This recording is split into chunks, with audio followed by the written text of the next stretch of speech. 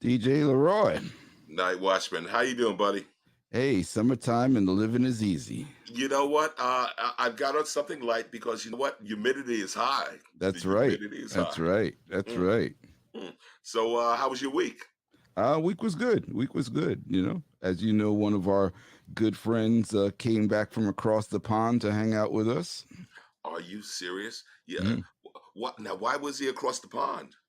Because that's where he lives. Really? Hold on. You cannot be talking. Oh, I thought you were talking about good old Glenn Gilliam, but instead you're talking about Ron Critchlow. Wah, wah, wah. And you're talking about, of course, with south of France. Is that correct? Yeah. I'm loving it. Well, you know what? Since we already called his name, why don't we bring out this guy? And that, of course, is LL Cool G. Bring him out. Hey. What's up, buddy? I mean, you know, you guys are the best. Ron Critchlow, though, my God. Yes. He's in town, actually doing a Wimbledon event in Brooklyn Bridge Park. When is that happening? Happening as we speak right now. I think he is here until the 23rd. We'll get you more information, okay? So hold that thought right there, okay? Sure. So, NightWatchman, what else we got going on, huh? Because I literally want to talk about books and literature. What about you? Yes, I mean, reading is fundamental, as you know. So it's actually critical, and I don't mean race theory. Wow. I was afraid he was going there. Yes. Well, you know what? Let me then first bring out, because remember, we do not necessarily have enough reading establishments. I'm talking about bookstores in our community. What do you think, man? Well, there's one that we do have that I think is legendary, and let's bring them out. All right. Right. Bring out Janifer Wilson, Sisters Uptown Bookstore. Welcome. Holding it down for us. Morning. Good afternoon. Good evening. Nah. We're covering it all. We're covering it all. Everything, everywhere, all at once. That's right. Exactly. Oh Lord.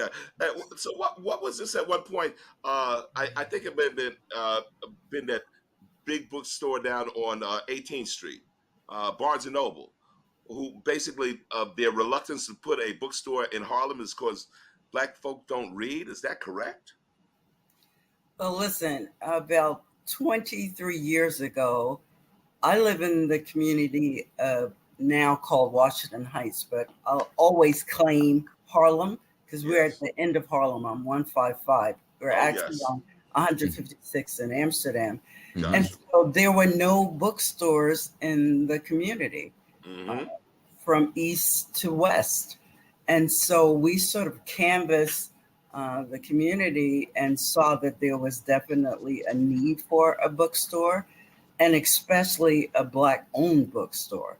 So what I did was I started to visit all the Black-owned bookstores in our surrounding communities, Liberation Bookstore, Miss Una, Black Books Plus, Glenn Johnson down on 94th in Amsterdam. Then we had ISIS and 125th Street Mart. And then my premise came from the Tree of Life on 125th Street. Oh, beautiful. Yep. Yeah. So I sort of brought that energy from Tree of Life, because at any given time you would walk in the Tree of Life, Dr. Ben, Dr.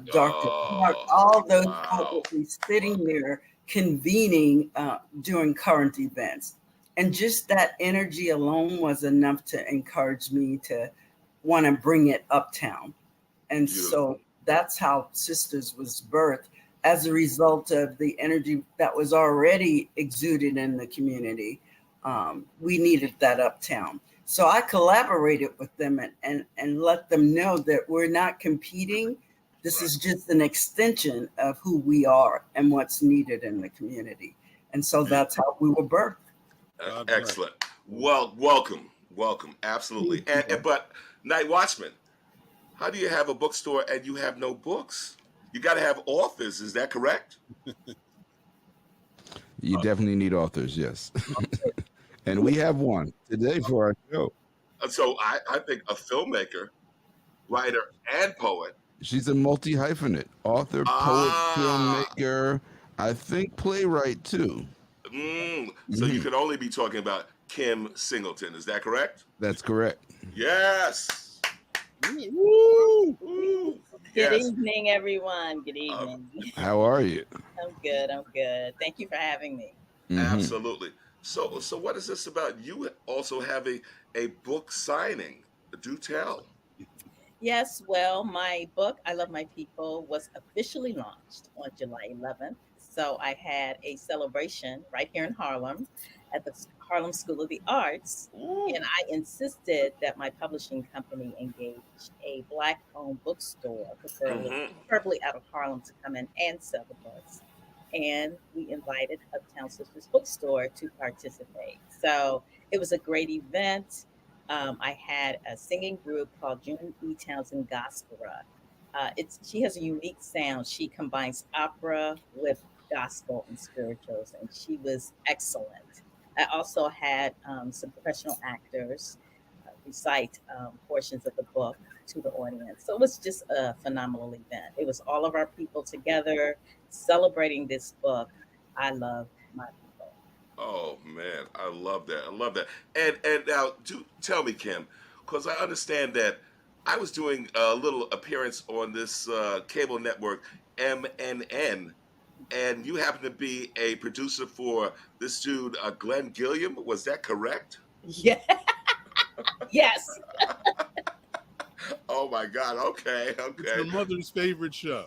Yes. And let me tell you, my mom is his number one fan. She will Oh, call me every Saturday and tell me about the episode that Glenn had. So, oh my yeah. Lord. Well, you know what? And Glenn, not to let you off the hook or whatnot, because and I understand that's how you do it. You do charm folk. Well, look, needless to say, thank God for Kim. She's been holding it down. I wish you guys could have been with me in the front lines of her cheering section at the Be Free Awards at Brick. As you know, she's on multiple platforms. I mean, Brick, she's up in the Bronx. She's obviously in Manhattan as well as in Queens and in Jersey, excuse me. And so, yeah, no, just she won 3 awards that night. I mean, just blew everybody away. It was amazing. Congrats. Thank you. Thank Yes. Very nice. Very nice. So Kim, can you tell us a little bit about the book? Yes, I Love My People. It's a book-length poem that celebrates the resilience and beauty of Black people. It's just one long poem, and it also has nostalgic pictures in there. So it's not just a poetry book, but you can also see some visual and some graphics. And it seems to go over well for people, who have read it. They seem to really like the format. Absolutely. And you know what? I want to circle back to Jennifer. So, Jennifer, one of the things in my quote unquote government job, I work for the Upper Manhattan Empowerment Zone, right? Mm-hmm. And No, you there, don't. You used to. I said that. Didn't I say that? You said work or worked. Work. Okay, Listen, I didn't hear the. I didn't hear use, the ed. I use Okay. proper English. Proper English, Okay, man. all right. Okay. So, I stand corrected. all right, there you go.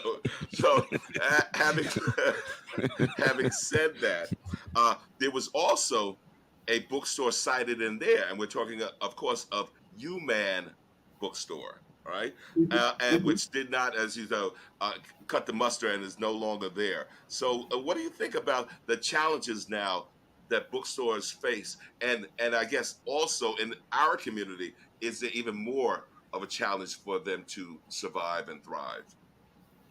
Most definite. To be able to survive post-COVID is phenomenal, because that was total devastation for the bookstore industry. as well as our community not understanding that if we don't support the bookstores that do exist, we won't exist. Some years ago, there were about 300 Black-owned bookstores nationwide. Today, we have about 143 Black-owned bookstores existing.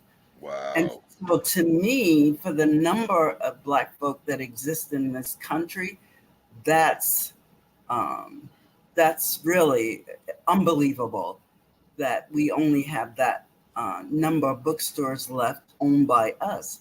And what I've seen over the years is that our community actually doesn't get supporting what we have, what we own, because if you don't support it, we don't exist. Community itself is key in our existence. If you have a Black-owned business in the community, if Black folk don't support it, our money doesn't stay and build a community. We don't have a community.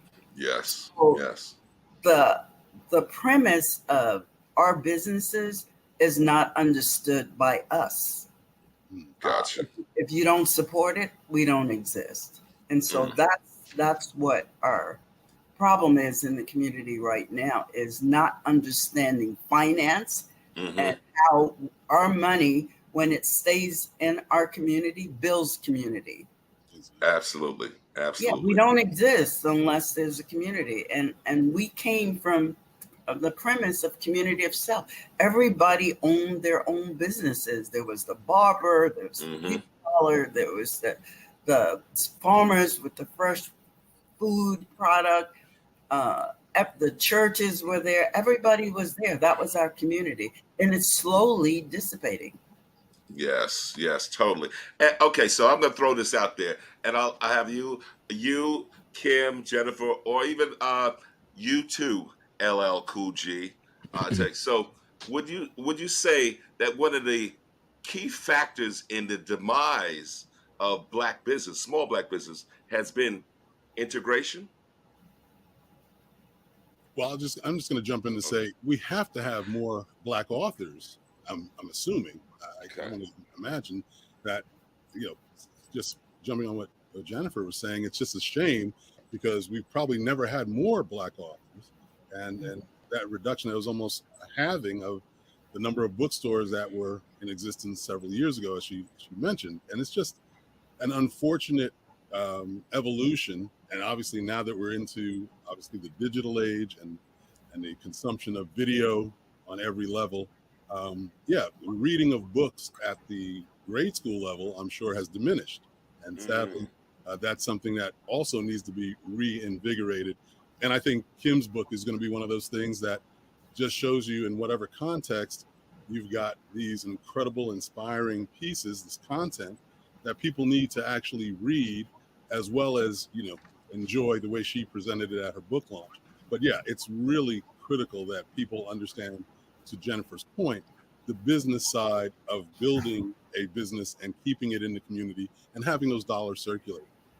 Kudos. Gotcha.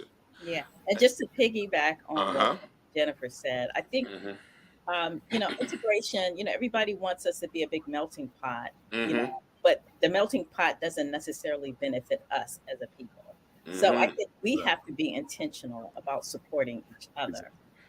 And it's like Jennifer said, a lot of people don't understand the finances and how supporting Black business supports our community. That's why, I'm doing a book tour, but I work with my publishing company and I say, what are the Black bookstores in the area? Let's target them first so that we can bring the sales to them. So you have to be intentional about it. You have to understand the impact that you make when you recirculate your dollars within the community. Beautiful. NightWatchman, what are your thoughts? What do you got to say? I agree. no, you're not coming out here with a one-liner. Go ahead, man. All right, okay. So I'm gonna get historical on y'all since you're making me talk. The first Black bookstore in the U.S. was opened here in New York in the 1830s, and it was, remember, so this is pre-Civil War. New York was free New York ended slavery in 1827. So black people were free in New York City, but still under attack. And the bookstore was the place that you could get all the information about abolitionists, what was going on, all the publications. They were there. It was a reading room. Mm. Uh-oh. Did I- Shop, but you can go there and there's a plaque on the wall. It was started by David Ruggles, and that bookstore was also the safe haven for Frederick Douglass when he escaped from slavery and came to New York. So the bookstore has always been a place for us of safety, of sharing, of high level conversations about how we take ourselves forward. And I think that mission still exists today. Wow. Okay. So Glenn, is this what they give you at Dartmouth? A nice little education about that? I didn't learn any of that at Dartmouth. Thank you very much. Sorry I just about went that. the first time in 40 years. Believe me, that's not being taught there. No. Mm. Gotcha. Uh, uh, and Jennifer, from what I said in terms of the whole thing, in terms of integration and how we black folks stop supporting our own, is that in a real, I think, challenge on some level, huh? Well, the difficulty that I've encountered during these past 23 years is uh, just having folk understand our plight as a people. Mm-hmm. And more folk are getting it because more and more people are supporting. We have people that come from all over the world to Sisters Uptown Bookstore because they've heard about the work that we do. And as NightWatchman said, we've created a safe space where we can come and converse about our community, current events, how we need to establish amongst ourselves an avenue to move forward, not only in literacy, but just in our existence, because our community right now is in need of us coming together as one to create a motif so that we can figure this thing out. Mm. All that's going on in the community with mental illness and homelessness or whatever, that affects us directly, as well as trying to create just the conversation piece around that, because I think part of our healing process has to be we need to talk about it. So that's what occurs in Sisters. Folk may come to purchase a book, but we may end up just all conversing on remedies. How are we going to move from here in terms of what is needed in our community? How are we going to help our children? They're banning books. So that significance is, so why are you trying to take our history out of the equation when our history is what's going to free us? Mm-hmm. See what I'm saying? There's so much that our ancestors have left in terms of our history that the embrace of culture and history is so prevalent with us right now that I feel like if we can just get back to that, get back to basics in terms of who we are, what we've done, there's nothing that we didn't build in this country. Mm-hmm. Mm-hmm. Once we can just feel that in our spirit, because folk are feeling hopeless and helpless and, just don't feel like, the self-worth is what it is. But if you just go back in our history as to who we are, it's in the books. It was depicted. They left that for us. Yes. And so I believe if we can find a way, and that's what we do at Sisters, we find a way to embrace our culture and our history so that we can feel good about ourselves again. Beautiful. And so to me, I think literacy is the key in terms of our healing process today. Absolutely. And you know what, Kim?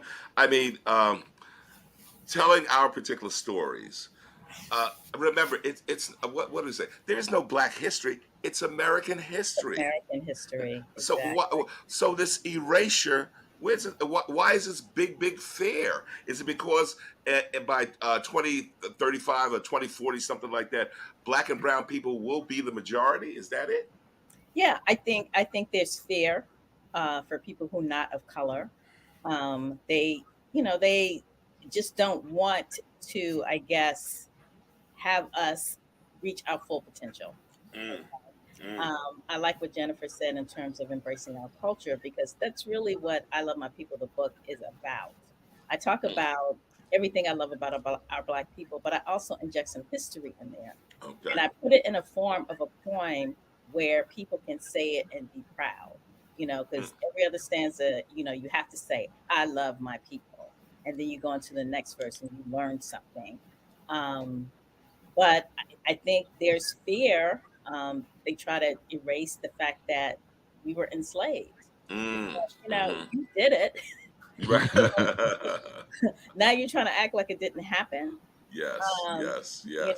know, um, and it's just people not wanting to take accountability of what happened and the damage that is done. And if you don't hold yourself accountable for the damage that is done, then you're not accountable for taking the action to repair it. And I think that's what it is. People want to hold on to their power, hold on to the resources that we help build, and they're just being greedy and selfish. Point. Um, Okay. absolutely. So And Kim, certainly financial services to, so you always had this passion in terms of writing and telling a story. So when did you just say, you know what, I'm going to do full time, devote work on my craft? When oh, did that it's just happen? interesting. I feel like, sometimes God sets a path for you. Mm. I was working for, I had a government job, well, a corporate job. I was a corporate executive, Hmm. and I used to work like, I don't think there was enough hours in the day for how Wow. much I worked for someone else, to the point where it affected my health. Oh, Um, oh. and we as Black people, when we get in an arena, and they psych me out, making me think that I had to overachieve. Mm, mm, Sometimes we kind of want acceptance. We think it's a merit-based system, but it really isn't. So you mm, work, you work, you work, you work. mm-hmm, mm-hmm, And, my mama used to say, you'll drop dead and they'll get 5, 6 people to replace you. So, and I mm-hmm, always was creative on the side, but I never did it full time. I never thought about it. And then the pandemic hit, I had some health challenges, and you sit back and you say, okay, is this how I want to spend the rest of my life? Because each day is a gift. So, I took my package and I said, I'm going to do my creative stuff full time, because I want my voice to be heard. mm-hmm. And so now that's what I do. Excellent, excellent. And of course, Glenn, same thing with you. You know, you've always had this creative stroke within yourself as well, and always focused on telling our story. So I know that's always been calling out to you, and I commend you, my brother, for what you did in Harlem on West 143rd Street. So please tell us about how you've been able to really, really feel and nurture that part of you. Well, I just have to say, I mean, from what Jennifer and both Kim are saying, and from your premise about integration Hmm. having obviously a deleterious effect on the community, Mm. I always say I was born in the wrong era. I would have loved to have been actually, born in segregated times just so I could enjoy that camaraderie and that coalescing of the community and just really thrive and flourish within a situation where we were really fighting a common enemy. And Mm. I'll just say, more importantly, it's so interesting to hear about the concern of numbers for minorities being such that we overtake, quote unquote, the majority, when we haven't been above 13%. I can't remember the last time somebody quoted the Black population above 13% in over 30 years. I mean, it's insane. It's like we're not growing. I mean, the Latin community has grown, the Asian community has grown, but the Black community seems to be stuck on 13. That's another story. I think the important part of what you're saying and why it's valuable for me and why I take so much inspiration from what Kim's been doing on so many levels and kudos to Janifer for continuing the fight and sticking it out. Is we think, I've been an advocate for Althea Gibson and for what I call the legacy of contribution on all levels, but within tennis, there were so many people who thought that if I elevate Althea, other people get diminished or other platforms get diminished. That's not true. All these things lift all boats. When I speak about Althea, I talk about HBCUs and the sorority that she belonged to, AKAs, and the fact that she was more than just a tennis player, but the ATA, which I had the pleasure of actually bringing some trophies from one of the founders of the ATA, the American Tennis Association, who happens to be a Dartmouth graduate, Tally Holmes Jr. So being able to take that information back to this PWI and have these people embrace this incredible history that many didn't know elevates a lot of things. What's important about what you mentioned in integration is we didn't say we wanted integration followed by gentrification. That is a consistently troubling situation because Harlem may not be Harlem in 20 years. Sadly, Brooklyn is definitely not the Brooklyn I lived in back in the 80s and early 90s. You can't find, unfortunately, our people in parts of Brooklyn that used to be thriving with Black talent. So, we've got to be, as Janifer has spoken to and Kim as well, we just have to be intentional, as Kim mentioned, about not only moving the legacy forward, because that's the other part. History is critical. The funny thing, talking about books and bookstores and libraries, for in other words, I used to hear about Timbuktu as the butt of a joke. Timbuktu was the seat of learning, was a library that was the most important in its time. And sadly, we've discounted it because they say the oral history that Africa rests on is not relevant or is not as real as the chronicled history. There's chronicled history, whether it's on the walls of a tomb or a pyramid, or however it's conveyed. It's not just the griot stories, but those are relevant and they matter, and we have to put value on that. Black history is not valued in this country because you don't have to, as an educator, pay for those materials. They're only given to you if you ask for them, and there's no charge. So we have to put a value on these books. We have to put a value on our history, and we have to hold the gatekeepers accountable, which is really what I'm trying to do in whatever small way I can, because we can't just build our own. We also have to hold accountable the folks who are denying us access and opportunity. Beautiful. And you know what? Glenn and Bob, both Dartmouth alums, during your 4 years while you were there, were there authors, Black authors, invited to speak, invited to, participate and share their stories, ideas, and so forth? Absolutely. I mean, we had Sonia Sanchez, one of our greatest poets, come up regularly. We had, we were not bereft of Black culture and talent, even up there in the pine woods of New Hampshire. I mean, we had a very good Black history program. We had Andrew Young came to the campus. We had a great music professor who really gave us the ethnomusicology, going back to Africa and connecting with jazz and really, really opening our eyes to that side of our culture. So, it wasn't that we weren't getting, some of the education, because it was in the 70s. And so there was an imperative when we came in. I think the years prior to us had kind of opened the doors and had set things up. So I think we were there at a very, very good time. Unfortunately, we're at a place where the pendulum is swinging backwards. I found it ironic about Glenn talking about, living in segregated times, and it's like, be careful what you wish for, because they're trying to bring them back. And if you go to Florida and Texas, they're really trying to bring them back. So I think that it's incumbent upon us to really assess, what the value is of our culture, of our literary heritage. I mean, we've had great authors who have led the way, the J.A. Rogers, we've had all the work from John Henrik Clark and Professor James Smalls and Michelle Alexander, Ta-Nehisi Coates. We've got great work that's been done and continues to be done.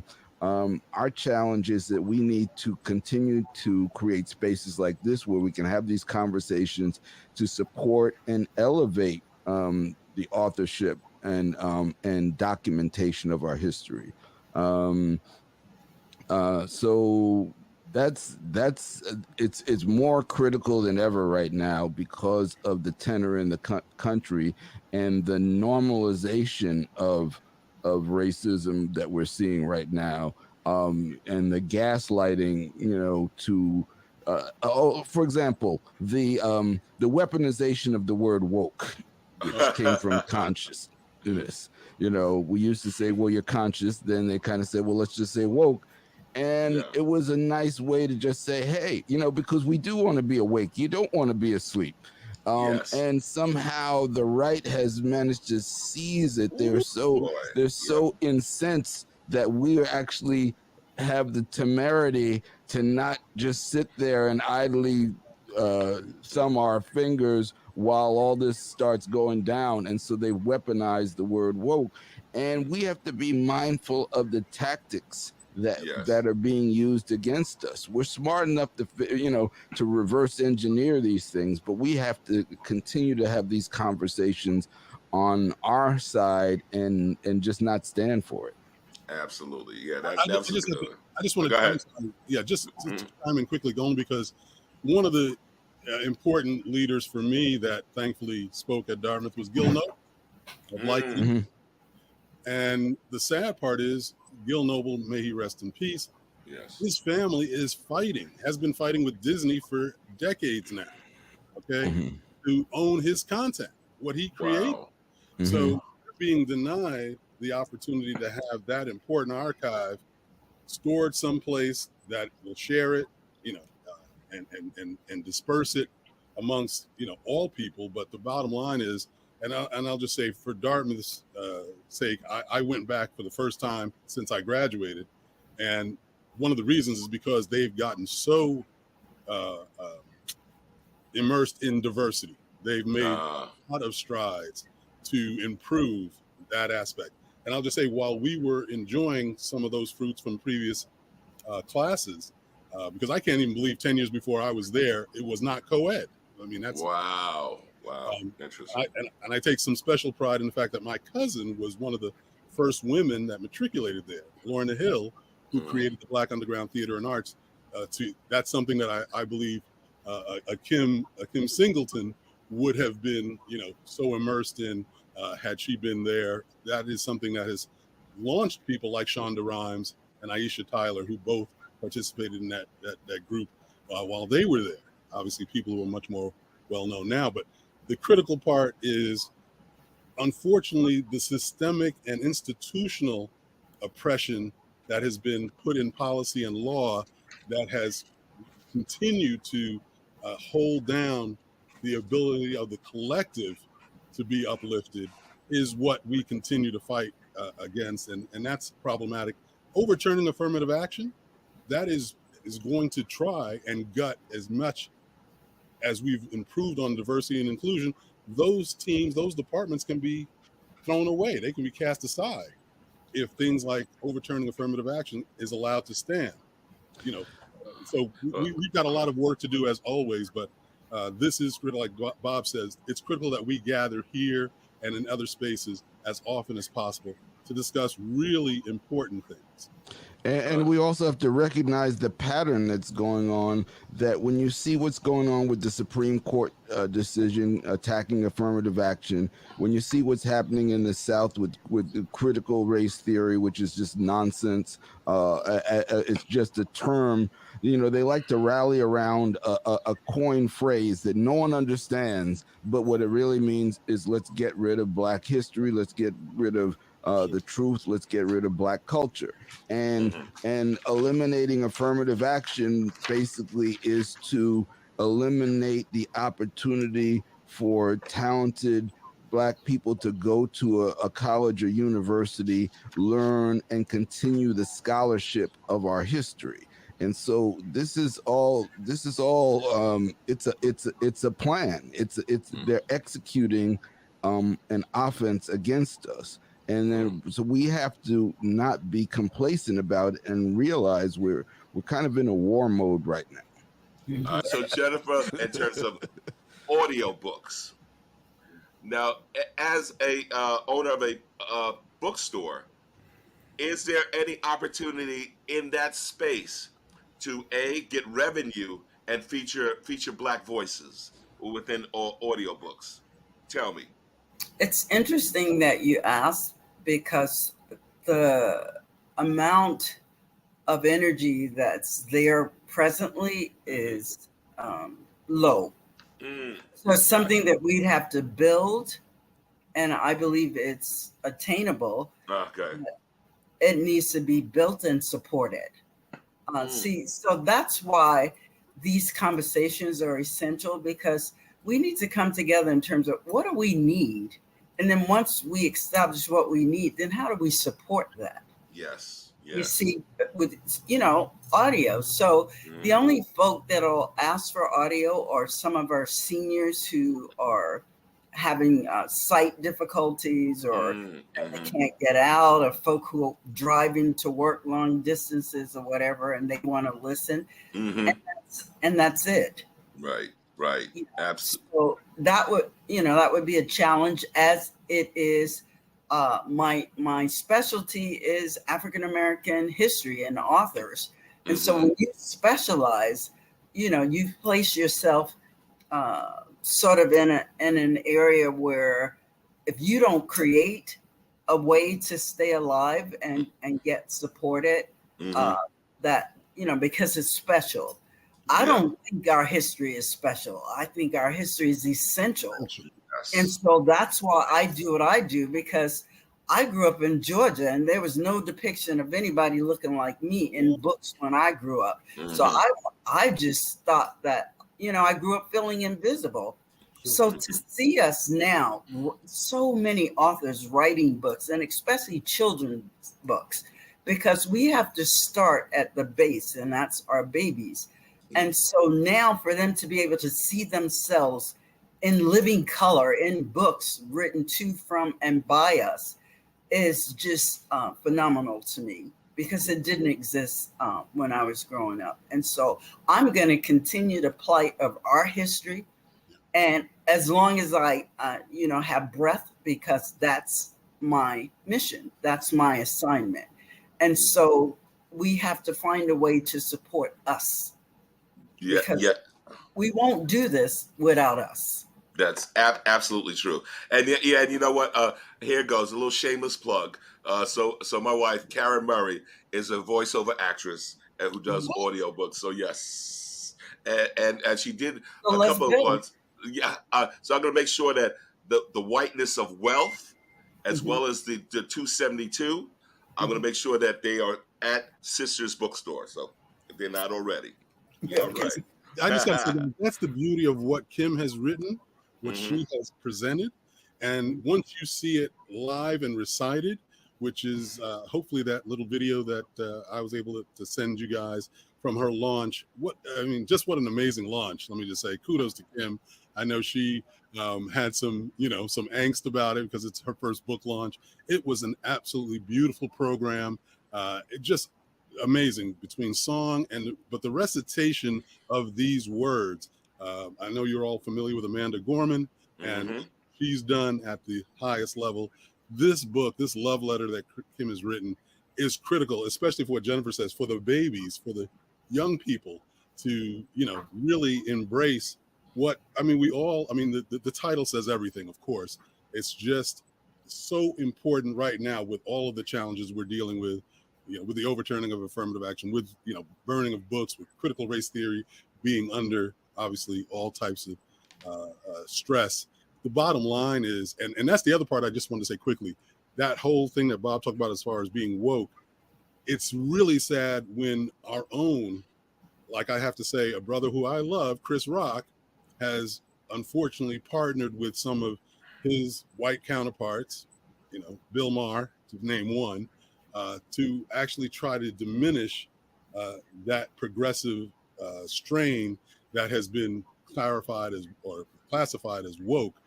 It's really sad when our own start taking shots and trying to, proliferate some nonsense that we all continue to have to fight against.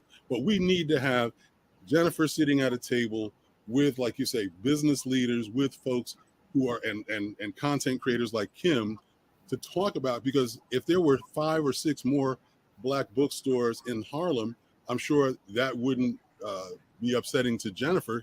She has a lane. She has a as she's talked about, a gift for talking about what's critical to not only her but to our community. We don't need to diminish others in order to uplift. We need to have half dozen more bookstores in Harlem, in Lower Manhattan, in Brooklyn, in Queens. Those things would help elevate all, and that's something that I think is just vitally critical. And you guys, thank you for your platform for doing it. But get to the video on Kim's launch. It was absolutely stunning. Okay, nice. And Kim, I also want to talk to you about the fact that you work in multiple media, which I think is so important now. We mentioned the importance of Gil Noble, and so tell us a little bit about just how you decide to place your energy in different media. Tell us how that evolved. Well, I've always been a lover of Black art and culture. And even when I was working in corporate America, I always dabbled in it a little bit. I love old black and white movies that feature people of color in it. And as I was being consumed by my day job, by my corporate job, I needed a lifeline to what my passion was. So I started, it just so happened, like I said, God lays a path out for you and you don't even know it. So the Manhattan Neighborhood Network is where I started my show, was a block away from my corporate job. And so I would work to 8 or 9. And then I would go over to the studio at 9 o'clock, take the last slot and take my show. My show is considered a Black led, and it features African Americans up front and behind the scenes, and on stage and in film and on television. Nice. And I always felt like it's important to get our voice out there, and media is very powerful in our communities. So it's important for creators and people like you to have these platforms and talk about things and put it out there. And we have to support each other. I always use the example of A Different World, that TV show, if you guys can remember. When it was popular, our young people were climbing the walls to get to HBCUs. So now that reality shows are popular, everybody wants to fight. Seriously, don't come for me. I said what I said. Just calm down. So, that example in itself just tells us that we really need to be vigilant about putting, our voices out there, creating visuals of who we are as a people in a positive light. So that's, why that's why I do the creator thing. I've done films, and everything doesn't have to have a happy ending. But I think it's important to show the resilience of who we are no matter what we go through. So, that's kind of why I do it. And and why I have my television show and podcast, and why I wrote I Love My People. Excellent. One things in terms of, tell me about Conscious, in terms of that particular story about the black poet living with HIV. Yes, Conscious was and it got a lot more accolades than I thought it would do. It was a poet. I wrote it because it was a way for me to incorporate some of my other poetry into aspects of art. But Conscious was a poet who contracted AIDS, and I wrote it years ago, back when many people, and people are still out there ashamed to say that they have AIDS or HIV positive because of the stigma that goes along with it.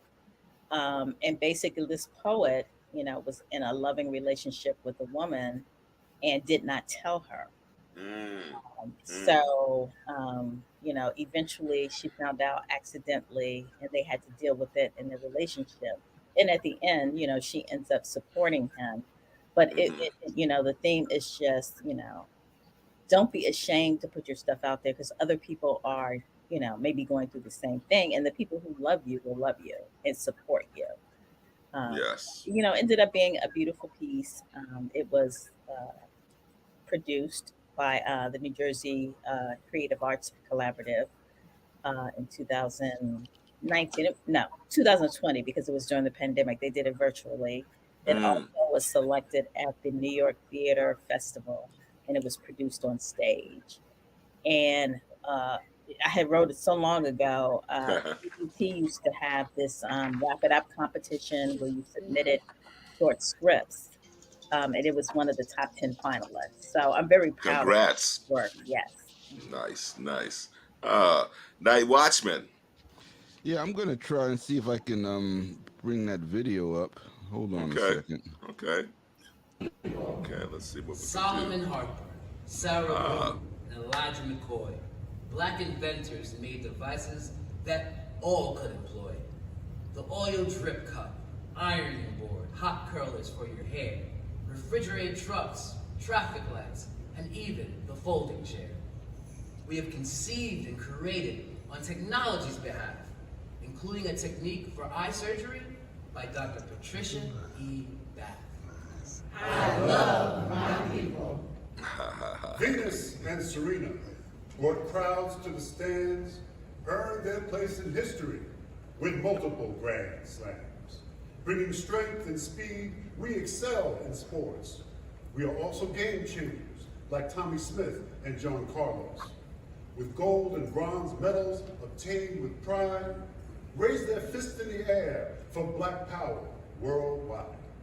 From the field sidelines, Kaepernick took a knee to bring the attention to police brutality. I love my people. Wow. Powerful stuff. All right. Props. Very nice. So, yes, NightWatchman. That was quite powerful. Kim. Oh, yes. Love it. What we got going on? Okay. Let me see it. Encore? Is that what? The AI is taking over. That's how powerful that black culture is. You can't stop it. I know. You can't shut it down. It wants to come back. Yep. Yes. It's not a theory. Guys, I just got to ask you, can you guys set up shop? Is it possible to set up shop at the bookstore? Can you do a show from the store? Yes, it is possible. Yes. Okay. I mean, because I would love to. I have not yet had the pleasure of being at the store. I'm excited about checking it out. And I just think, that's just a positive and powerful backdrop to have a conversation about how we increase, the size and the nurture of this important, just maybe the most critical business in the community, next to our schools. And that's really at the heart of all of this. The abandonment of the public school system is at the base. The abandonment of vocational training, Just the abandonment of anything, as Curtis was talking about post-integration, those were the things that were taken away. Those were the things that were left at the side of the road, sadly. And that's where we have to reinvest, and get the corruption out of politics. The mere fact that politics is a dirty word because of all the corruption and greed in it. We just got a lot of work to do. And thankfully, some people like Dimension and now some others are starting to put lawsuits on purveyors of bad media like Fox, who've been a destructive force. Yes, indeed. And Jennifer, has there been any, let's say, engagement with the with DOE regarding what you do, and maybe making sure that maybe even young people within the DOE system can actually visit and know Sisters Uptown Bookstore? Well, over the years, we've had sort of a relationship, and it's actually come from the individual educators, not the system itself. Gotcha. Some of the teachers will find out about the work that we do, and we come and partner. We had a lady from who was the literacy coach at Bank Street, and so she would bring children over to the store. We would invite children's authors and music and drumming to just show them about Black history, and that went on for years. But overall, to have an established relationship with DOE has not occurred. I've attempted. You need a vendor's license, you need this, trying to tear through the layers hasn't been an easy assignment. And then you have to wait so long to get paid if you're one of their I'm really true. Because most vendors will have 30 days to pay for the book. The DOE will take 90 days to pay you. So so I sort of that's not one of my top I try to do. Well, I Jennifer, I can say that Curtis Archer, that other personality that I know, he will definitely work with you to see how we can maybe cut through some of that red tape. Okay. Yay! Hold him, too. Hold him. Wow. And I would love for you to come up to the space so that we could continue this embrace, because I think that's what's going to be essential. We're all talking about how we need to do more collaborative and come together. So to me, that would be the start. And then the fact that our businesses are able to stay afloat for longer than 5 years, because they told me initially, if you make it 5 years, you're in. So 23 years to me, we're now an institution. We're a little more than a bookstore. So I would love for you to come and just embrace the energy and the culture in the space. Consider it done, Jennifer, because I think the last time I actually saw you at one of the events that was at the Schomburg. That was one. But also I saw you emblazoned on my screen with What's Eating Harlem. Oh, yes. Right. So kudos, major. And NightWatchman, what you got for us, man? Well, we don't have a lot of time left, but I think we should probably go around and just give people an opportunity to make some closing statements. You know what? That sounds like a plan. Okay, so you know what?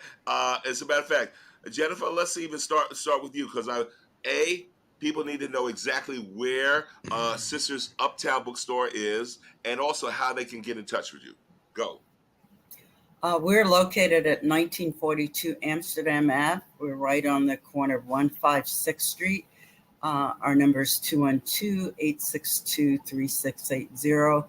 We can be reached also Sisters Uptown Bookstore at yahoo.com. We're on Facebook, nice.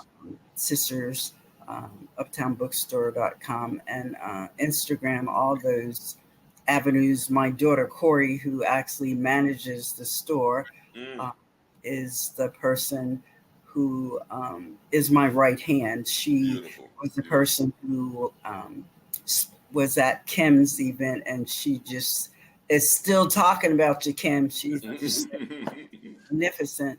The way your presentation went forth. So just come and see us. We're open to right now, Tuesday through Saturdays, post-COVID. So our hours of operation are from 12 noon to 6 p.m. And come see us. We'd love to have you. Beautiful, beautiful. You know what? I'm going to say the best for last. Okay, so I'm going with you, Glenn. Go ahead. What do you got for us, buddy? What a surprise. Well, let me just say two things. One, thank you and Bob, as always, for extending your platform to Kim and to Janifer and allowing me to be involved here. I hope I have some exciting news. Obviously, since we did the Harlem Street co-naming last year, I've been presenting a proposal for an Althea Gibson Day. We look like we're going to get at least 2 proclamations from Manhattan Borough President Mark Levine. Nice. I'm putting that out there pre him signing off on it, but I think it's something. He participated in our event last year, and Mina White, who was with him. They did an excellent job. Yeah, and Queensborough President Donovan Richards, we have a meeting with his Director of Culture, and we believe we're going to get a proclamation from him. But and I'll just say once again, seeing what kind of legacy we have within just the sport of tennis, from the ATA to watching Chris Banks break through at Wimbledon, those things need to be not just highlighted, but need to be put in the context of the history. And I'll just say, as much as I love Kim, how did you miss putting Althea Gibson in your book? What happened with that? Wow. I don't know how it happened, but anyway, that's for the next volume. That's the next one. We got a children's book that's going to be coming out. I'm sure it'll work its way in there. Anyway, love you, Kim. Thank you, Bob. Thank you, Jennifer. Thank you. You got it, my man. So, Kim, do tell us, because people, inquiring minds want to know, how do we get in touch with you? What are you working on? What are some of your last thoughts? Okay, so right now my focus is on my book. I'm actually doing a tour. Nice. I Love My People. It's available on all major book platforms. But Love like it. discussed, I really want people to be intentional about reaching out to your Black-owned bookstores in your area. You all have heard from Sisters Uptown Bookstore, but around the country, the bookstores thriving in your communities or need your assistance and need your support. So my major thing is right now book tours. I encourage people to buy multiple copies. It is a gift book. People are buying it as gifts for other people. And before I got my publishing deal, I didn't realize that there was a whole market for that. I do want young people to get it. I do want young people to learn it and recite it. I want it to be a poem that people recite from years to come. And I want them to recite it with a sense of pride. I want them to recite it and be like, you know what? I love my people. If you follow me on social media, you'll see that I have people saying, I love my people, and tagging me and holding up the book. And they do it with such pride. And I feel like my work is done because of that. So just starting. Beautiful, beautiful. Well, NightWatchman, would you like to take us home? I'm home already. You've been listening to Soul Lounge Primetime on WHCR 90.3 FM, the voice of Harlem, also live streaming on YouTube and Facebook. And you can find us on all your favorite podcast platforms, including Amazon Music, Spotify, Google Podcasts, iHeart. Ask Alexa about us, ask Siri, ask them all for the latest Soul Lounge Primetime episode. We want to thank our guests for joining us. We thank you for the work you do. And you can always find us on Monday evening. Exactly. So what? Good morning. Yeah. No, you guys have been fantastic. So as a matter of fact, will they be invited to the barbecue, Bob, or what? Absolutely. Okay, there you go. Okay, there it is. But I no love my potato people. salad. No potato Everybody salad say with it. raisins. No. Everybody, Raisins. No raisins. once more before we close out, I love my people. Show that book. Show that book. Love my people. No, you're supposed to repeat it. Oh, I love my I people. love my people. There I we love go. my people. There it is. Yeah.